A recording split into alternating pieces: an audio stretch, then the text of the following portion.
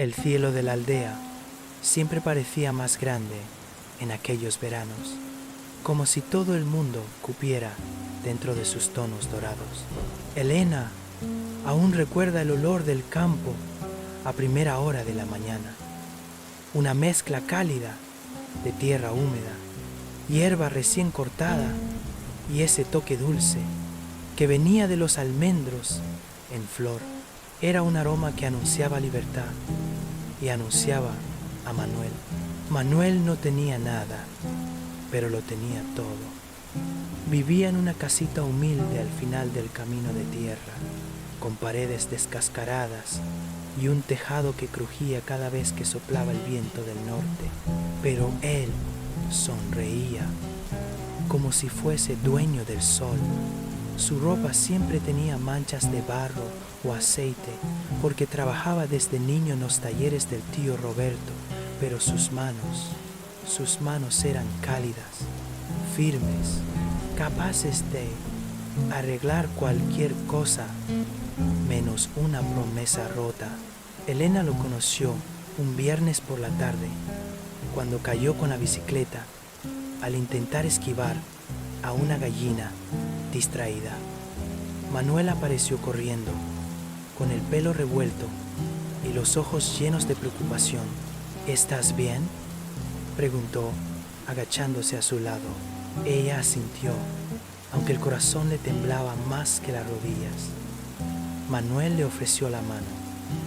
Fue ahí, en ese gesto tan simple, cuando todo su mundo cambió de sitio.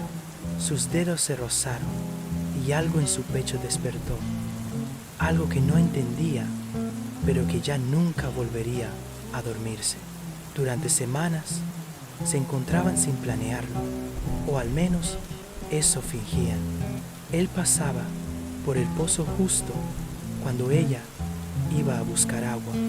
Ella paseaba por el camino viejo precisamente cuando él regresaba del taller, y siempre hablaban de tonterías, las cabras del vecino, el calor insoportable, los sueños de salir algún día de la aldea. Pero lo que más recordaba Elena era la risa de Manuel, una risa limpia, franca, que retumbaba entre los árboles y hacía que todo pareciese posible. Un atardecer, cuando el cielo ardía en tonos rosados, Manuel la llevó al prado detrás de la colina. Allí, entre flores silvestres y cigarras cantando, le enseñó algo que había construido para ella, un colgante hecho con un pequeño engranaje viejo que encontró en el taller. No tenía valor material, pero para Elena fue como recibir un pedazo del corazón de él. Para que no te olvides de mí, dijo Manuel, bajando la mirada. Elena sintió un calor dulce recorrerle las mejillas. Le temblaban los dedos al tocar el colgante. Nadie nunca había hecho algo tan delicado, tan sincero, solo para ella. Nunca podría, susurró. Fue entonces cuando Manuel se acercó, primero despacio, como si temiera romper el aire. Después, con una decisión que ella nunca había visto en él. El primer beso no fue perfecto. Chocaron narices y Elena rió nerviosa. Pero cuando sus labios finalmente se encontraron, el mundo entero pareció detenerse. El olor a trigo, la brisa tibia, el murmullo del campo, todo quedó suspendido en un silencio dulce. El beso sabía a verano, a promesa, a inicio. Desde ese día, ya no se escondían detrás de excusas. Caminaban juntos por la aldea, de la mano, sin importar que algunos vecinos murmuraran por lo bajo. Para ellos, la pobreza no era una sombra, era solo parte del escenario. Manuel seguía trabajando en el taller y Elena ayudaba a su madre con la costura, pero cada minuto libre era un minuto para los dos. Los domingos se echaban en la hierba a mirar las nubes pasar. Manuel trazaba con el dedo, constelaciones imaginarias en el cielo. Algún día iré contigo tan lejos que ya no sabremos dónde empieza el cielo y dónde termina la tierra, decía él, convencido. Elena sonreía, creyendo cada palabra, y aunque no tenían dinero, aunque sus bolsillos estuvieran vacíos, ellos se sentían ricos en una vida que aún no entendían del todo, pero que vivían con intensidad, planes que construían en silencio, sueños que compartían en susurros. Hubo una tarde inolvidable. La tormenta había pasado hacía pocas horas y el aire estaba cargado de ese olor fresco a lluvia. Manuel la llevó a una vieja granja abandonada. Allí bailaron sin música, guiados solo por el sonido del agua cayendo de las tejas rotas. Elena giraba entre sus brazos, riendo mientras sus pies se deslizaban sobre la madera húmeda. Te quiero, Elena, dijo él, deteniéndose, y ella, que hasta entonces solo había imaginado ese momento en sueños, sintió las piernas aflojarse. Yo también te quiero, Manuel. Él la abrazó con fuerza, como si temiera perderla de repente. Elena apoyó la cabeza en su pecho y escuchó su corazón latiendo rápido, decidido, lleno de vida.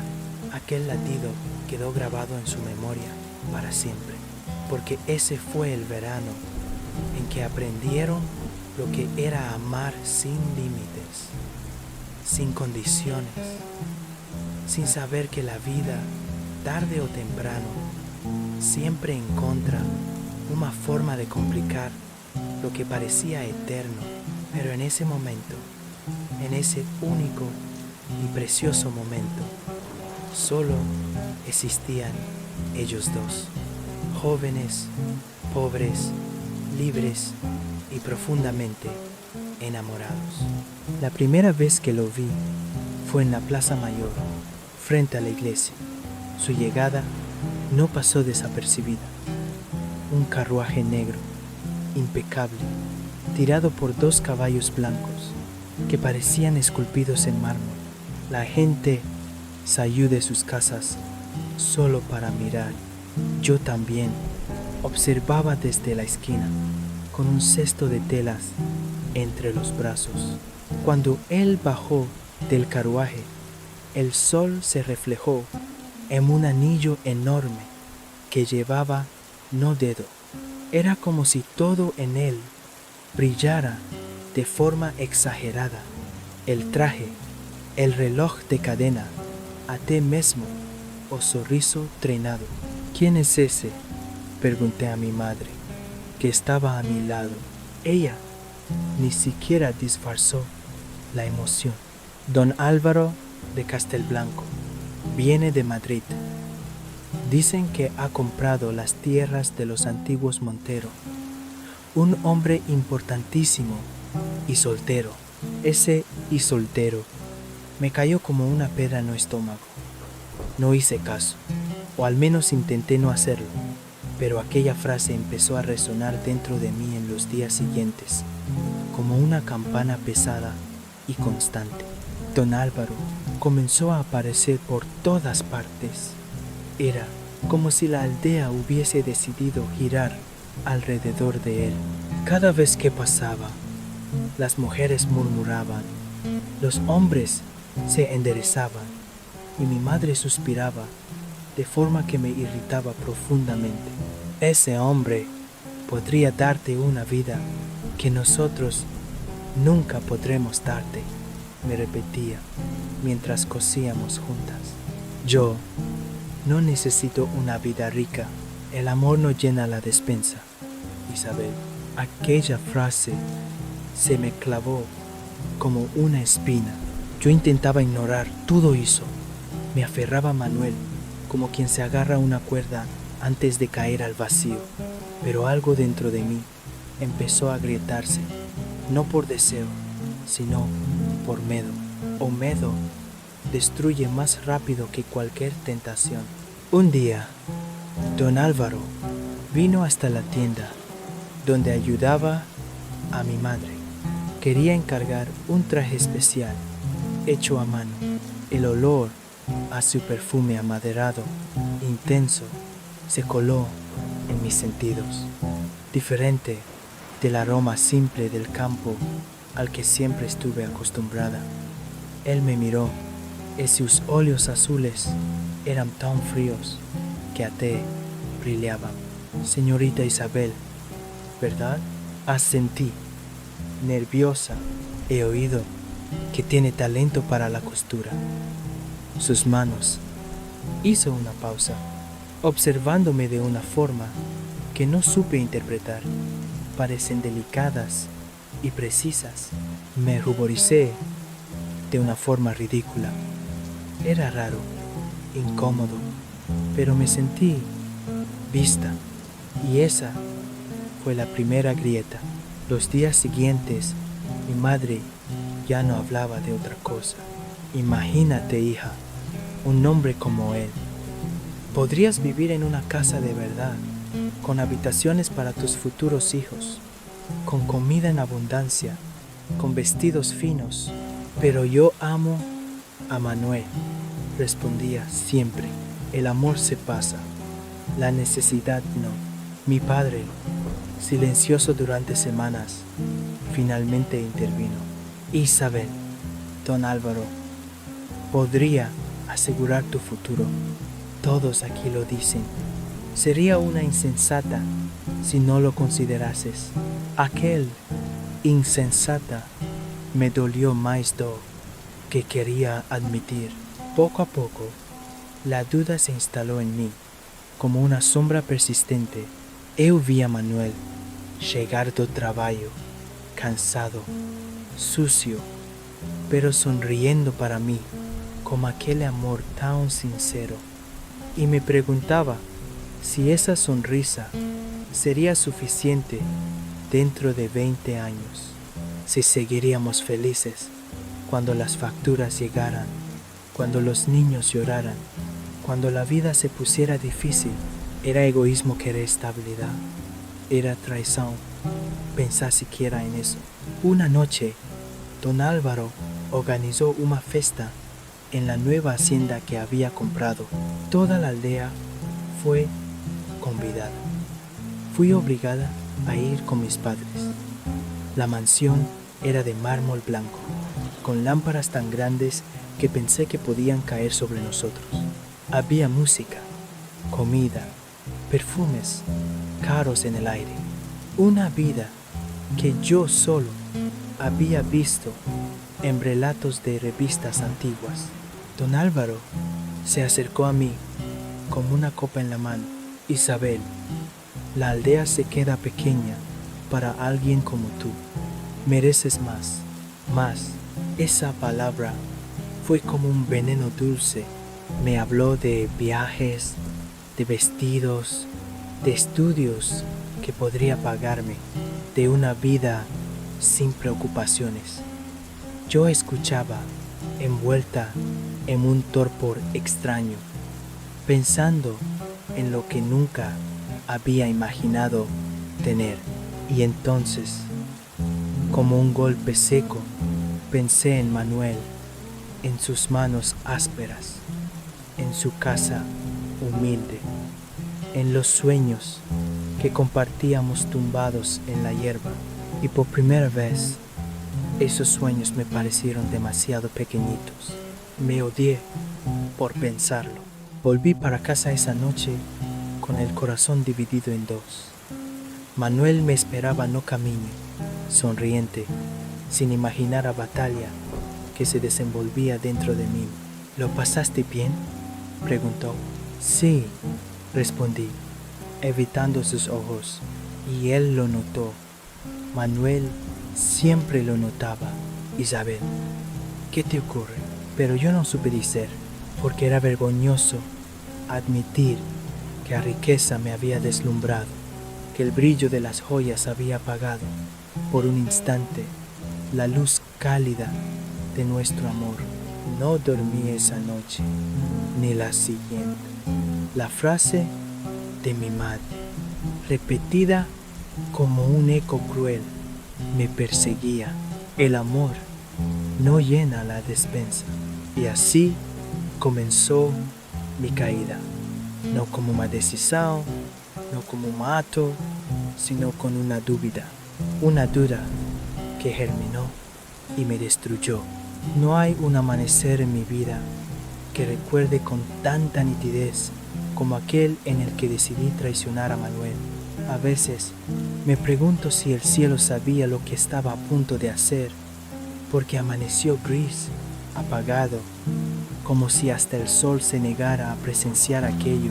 Llevaba días sin dormir, repasando una y otra vez las palabras de mi madre, las promesas de don Álvaro, la sonrisa cansada de Manuel. Mi corazón tiraba hacia un lado, mi razón, o lo que entonces creía que era razón, hacia otro. Pero la presión era como una mano firme empujándome hacia un precipicio.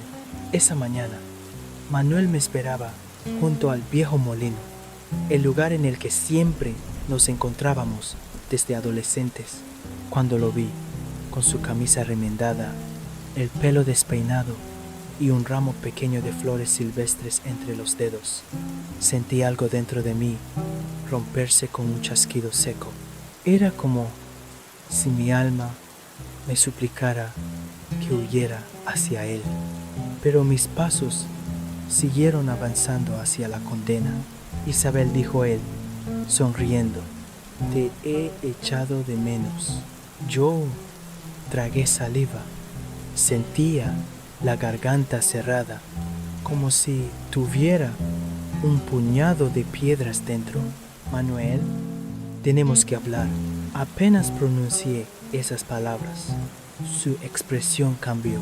La sonrisa se desvaneció como una vela al viento. ¿Qué ocurre?, preguntó devagariño. Algo diferente en ti. Sí, respondí, sin atreverme a mirarle a los ojos. He tomado una decisión. Tremeó levemente. El ramo de flores se inclinó en su mano. ¿Qué decisión? Me obligué a levantar la mirada. Aún hoy desearía no haberlo hecho, porque nunca he visto unos ojos llenarse de dolor tan rápido. Voy a casarme con don Álvaro. Oh silencio que se fez fue tan profundo que até os pássaros parecem ter decado de cantar. Manuel ficou imóvel, completamente imóvel. O mundo inteiro parecía preso naquele instante. ¿Estás bromeando?, preguntó como un fío de voz, como si a propia pregunta dulce. No, mi voz sonó fría, dura, como si no me perteneciera.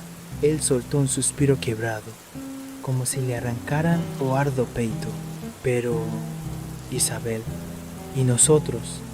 Nuestra casa, nuestros planes, lo que dijiste, lo que sentimos, fue como recibir un golpe.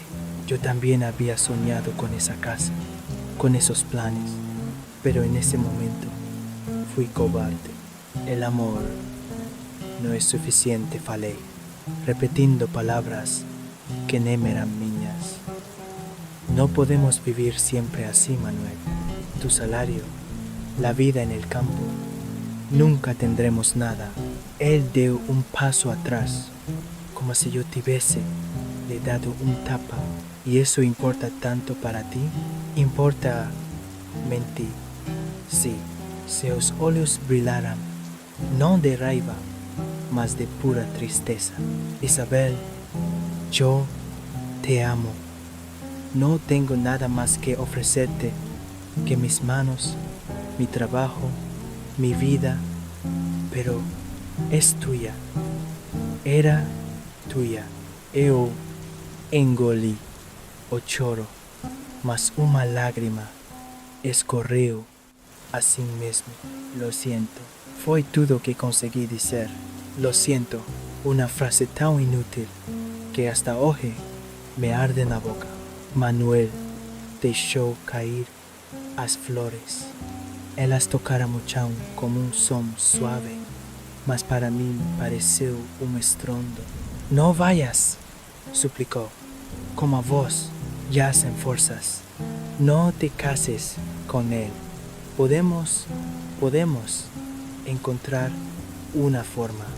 Siempre lo hacemos. E eu fechei os olhos.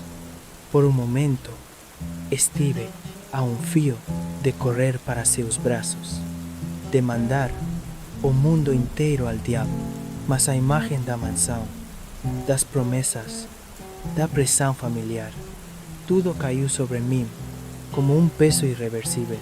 Mi decisión está tomada, dije. Y aquello fue o tiro final. O rosto dele nunca voy a esquecer. Era como ver una vela apagando para siempre. Ele virou-se devagar, como si cada paso fosse un machucado novo, y caminhou para longe. Não correu, não gritou. Apenas se afastou e eu o deixei ir. 2 semanas depois, enquanto ainda havia cheiro de flores murchas na minha memória, casei-me com Don Álvaro. Foi o casamento mais frio do mundo. Nada de lágrimas de alegria, nada de mãos tremendo de emoção. O olhar de Don Álvaro era calculado. O meu vazio. A igreja estava cheia, mas para mim parecia um mausoleu. Enquanto caminhei até o altar, os sussurros ecoaban como sentencias. Qué suerte tiene la muchacha. Ahora sí vivirá como una señora. Ha hecho lo correcto. Lo correcto. Qué palabra tan cruel. Cuando colocaran o anillo en mi dedo, tive vontade de arrancarlo. Cuando don Álvaro me besó a mão frente a todos, sentí náuseas. Nadie lo notó. Nadie quería verlo. La primera noche en la mansión fue el inicio de mi condena. La casa era enorme, silenciosa, fría, como una tumba adornada. Don Álvaro me levou até o quarto principal, mais grande do que toda a casa onde cresci, e com um sorriso mínimo disse: "Agora eres senhora desta casa, que te sea leve." E se foi, me deixou ali, numa cama enorme, rodeada de luxo e completamente sola. Passei a noite inteira acordada, ouvindo o chiado do vento contra as janelas, sentindo o peso do silêncio esmagar meu peito. Pensei em Manuel, em suas manos tibias, em como me abraçava por la espalda quando o frío apretava, em como me mirava como si yo fuese suficiente, y entonces, por primera vez, comprendí lo que había hecho, lo que había perdido. Lloré até que amanheceu, mas nenhum dinheiro no mundo secou aquelas lágrimas. E naquela madrugada, deitada sobre lençóis caros, entendi uma verdade que me perseguiría toda la vida. Había cambiado el amor por una jaula de oro, y la jaula ya se estaba cerrando. Los años en la mansión pasaron como pasan las sombras en invierno, lentas, frías y sin dejar calor alguno.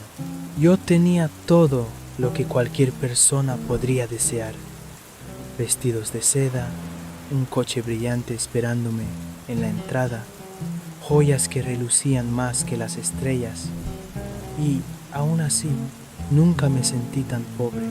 Don Álvaro hablaba poco, y cuando lo hacía era para asuntos de conveniencia, negocios o apariencias. Jamás pronunció un te quiero, ni siquiera un ¿cómo estás? Dormíamos en cuartos separados. Comíamos en una mesa tan grande que ni siquiera oía el sonido de sus cubiertos. Éramos dos desconocidos compartiendo una vida que jamás quisimos compartir. Me convertí en una figura ornamental, bonita, elegante, silenciosa. Con el tiempo descubrí que la riqueza tiene un precio que nadie te advierte. Te separa del mundo. Las personas ya no te ven como alguien con alma, sino como un espejo donde desean verse reflejadas. Nadie te pregunta qué deseas, porque todos asumen que ya lo tienes todo. Pero yo no tenía nada. Recuerdo una tarde de otoño, muchos años después del matrimonio. Estaba sentada junto al ventanal del salón principal, bordando un mantel que nunca usaríamos. El cielo estaba rojizo, como una herida abierta, y el viento traía ese olor a hojas secas que siempre me recordaba a mi pueblo. Una criada, nueva en la casa, se acercó con timidez. Señora, hay una carta para usted. Yo casi no recibía cartas, así que mi corazón dio un pequeño salto. Cuando la abrí, vi el nombre que me atravesó como un cuchillo. Manuel Rodríguez. Mis manos comenzaron a tremer. Tuve miedo de leer, miedo de llorar, miedo de sentir todo otra vez, pero respiré hondo y abrí la carta. No era de él, era la esposa de él, doña Isabel. Le escribo porque sé que usted y mi Manuel fueron amigos en la juventud. Ese amigos me golpeó. ¿Cómo debía dolerle escribir esa palabra? Continué leyendo. Quería informarle de que mi marido ha fallecido hace 3 semanas. Se fue en paz, rodeado de su familia. Habló de usted en sus últimos días, no con rencor, sino con una ternura que yo nunca le había visto. Dijo que esperaba que usted hubiese encontrado la felicidad que él deseó para usted. La carta se me cayó de las manos. Sentí que el mundo entero se apagaba. Manuel había sido feliz. Manuel había amado de nuevo.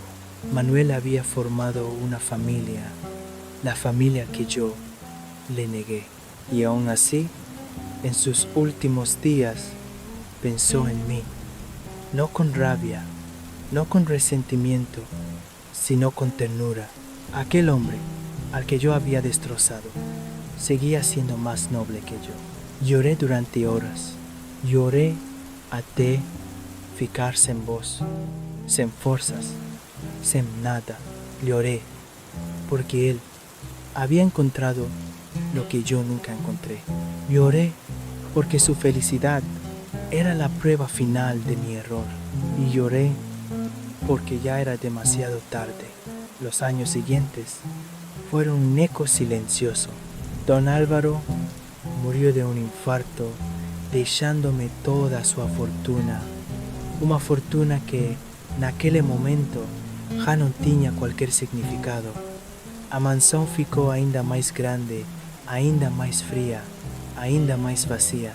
Me convertí en una anciana, rodeada de lujo, pero sin nadie que me llamara cariño. Ni hijos, ni nietos, ni un amor que me recordara quién fui antes de convertirme en una estatua de oro. Y así, con el pasar de los años, comencé a escribir este diario, no por nostalgia, no por pena. Lo escribí porque no quiero que nadie jamás cometa o mismo error que yo cometí. Si estás escuchando mi voz, si estás leyendo mis palabras, te ruego, escúchame. No cambiéis el amor verdadero por una vida cómoda. No permitáis que la riqueza silencie el latido de vuestro corazón. No dejéis que la presión de otros apague lo que realmente deseáis. Yo tenía una vida humilde con Manuel, pero era una vida llena. Tenía menos, pero era más. Elegí el oro, y el oro me encerró. Elegí la estabilidad, y perdí la paz. Elegí el dinero, y me quedé sola. ¿De qué sirve dormir en sábanas de seda si el corazón está frío? ¿De qué sirven los salones enormes si nadie los recorre contigo? ¿De qué sirve una fortuna si no puedes comprar un abrazo? Hoy, vieja, cansada y rodeada de silencio, solo me queda este consejo, escrito con lágrimas y con memoria. El amor es el único tesoro que no se marchita, el único que no se compra, el único que vale la pena. Si alguna vez dudáis entre el amor sincero y la riqueza fácil, elegid el amor, siempre, siempre, porque cuando la belleza se marchita, cuando el dinero se gasta, cuando la juventud se va, el amor es lo único que podría haber llenado el vacío que ahora me acompaña. Y no hay arrepentimiento más pesado que el mío.